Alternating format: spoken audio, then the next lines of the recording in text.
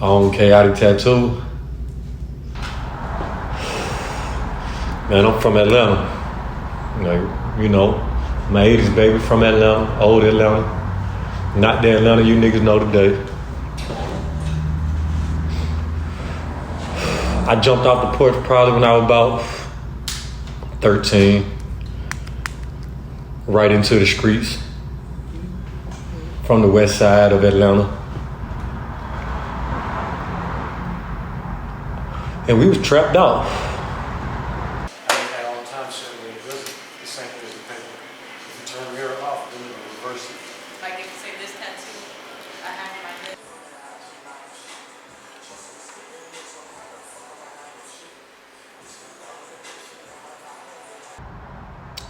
So at a young age, I was really in the streets, heavy in the streets, selling dope with my family. And the only other thing I knew was skateboarding. Young white kid in my neighborhood, the only white kid in my neighborhood. Met him at the bus stop. He was riding a skateboard. But other than that, we were trapped out in the hood. That's all we knew. Wasn't even no tattooing in the picture at that time. It was the last thing on my mind. What it was, a nigga named Pretty Boy back on the west side. Nigga named Pretty Boy in the 90s used to do all the tattoos in Atlanta. If you really from there, you know what's going on. But yeah, me, my cousin, them, my family, we was trapped out.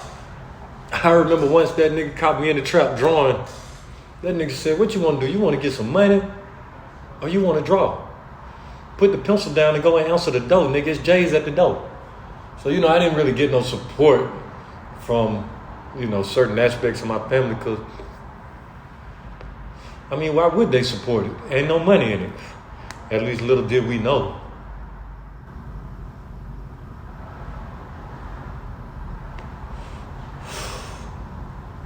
Tattooing saved my life, man. I was so caught up in the streets. Everybody felt like I was doing some shit I ain't had no business doing. But, you know, I ain't had no guidance. But one thing I can say, my family did do. My family made sure we was creative. They made sure we did things artistically from a real young age. And we ain't know what we was gonna make of it. It's just shit that our parents did just to keep us occupied. You know, sit down and draw on a sheet of paper. How was your childhood?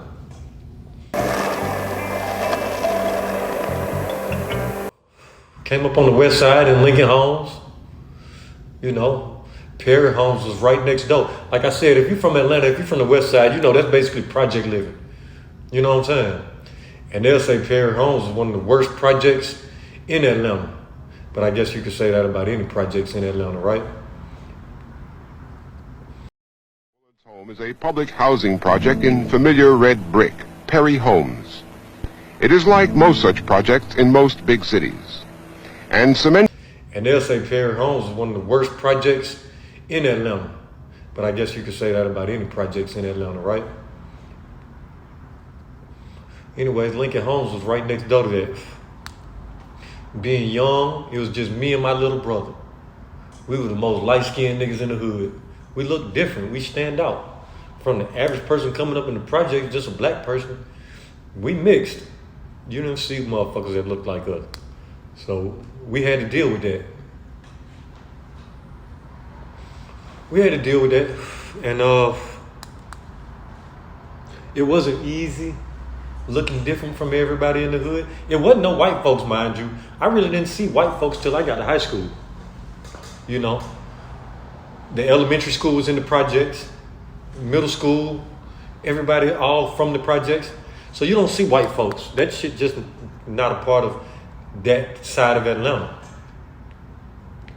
Except for that white boy Doug. Him and his mama had a lonesome house right on Bankhead. House didn't even make no sense why it was sitting right there. A white family in there. And that motherfucker skateboarded.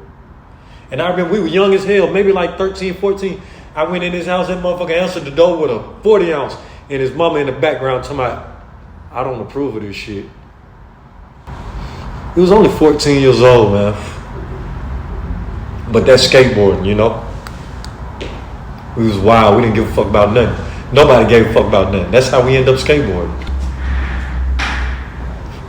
And the same guys I used to skateboard with, I used to paint with. We used to hit the streets with some spray paint. We steal the spray paint, by the way. That's a whole other story. First time I rode a skateboard was in the projects. I don't even remember how old I was. I remember I was real little. And niggas didn't even stand up on skateboards in the hood, mind you. In the hood, niggas was sitting down on skateboard riding down the hill. And that's all we ever knew at that age. I was so young, I might have been 5, 6 years old at that time.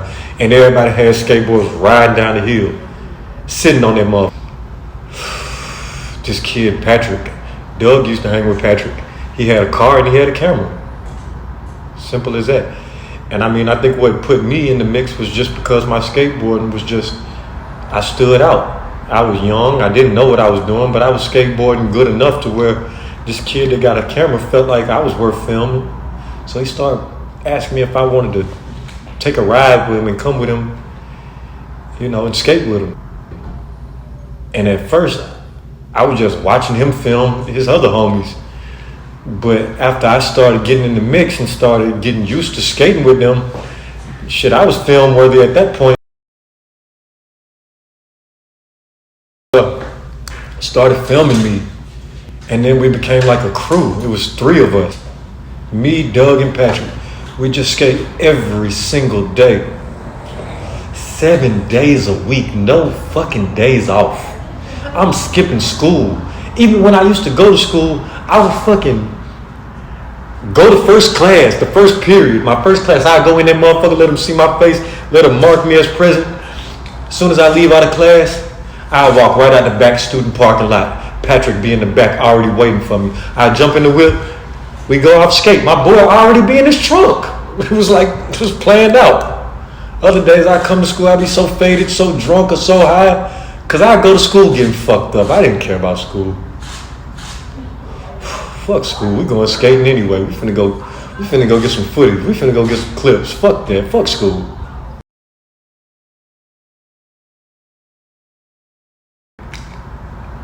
It is what it is. You know, that shit made me stronger. Plus, I wasn't there anyway. I used to skip school every day and go skate downtown. I was downtown in the city skating with a bunch of grown-ass men that was smoking weed and drinking all day and skateboarding. And that was it.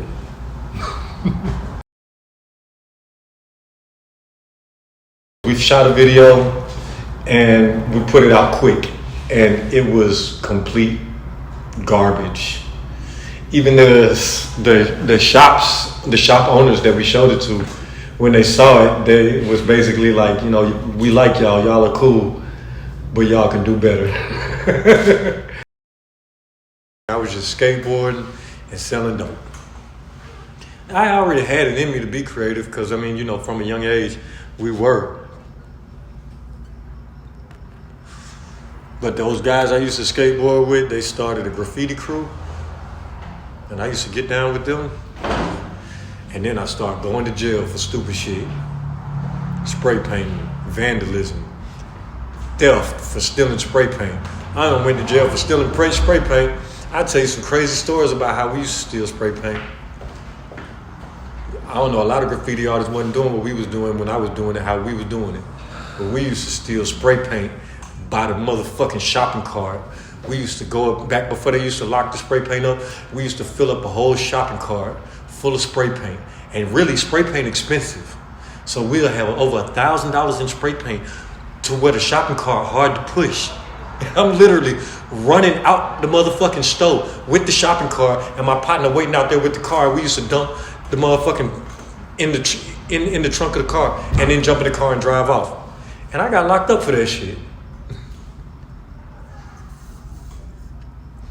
And I got locked up for that dumb shit. And you know, my cousin them found out about that shit. And they snatched me up and they like, nigga, you getting locked up for this? Like, nigga, you gonna come over here with us and you gonna sell this dope with us and you gonna sit down. Because if you gonna go to jail for something, nigga, you gonna go to jail for something that makes some money, that makes some sense. You out here running the street doing all this stupid ass shit. It ain't getting you no money. Sit your ass down and do this. So there you have it. Like, it wasn't no money in being creative as far as I could, put together at that time. My cousin Dwight and my cousin Jerry, my cousin Jay Leno, the both of them really was already knee deep in the game by the time I had, started fucking with it. Them guys had already beat the streets up. They already had made a name for our family just off the two of them running together around the west side. So, people knew me because of my family. They like, oh yeah, you Leno and them little cousin, And that was cool because it saved my ass a few times. But really, like, I wasn't even really associated with that shit. It wasn't until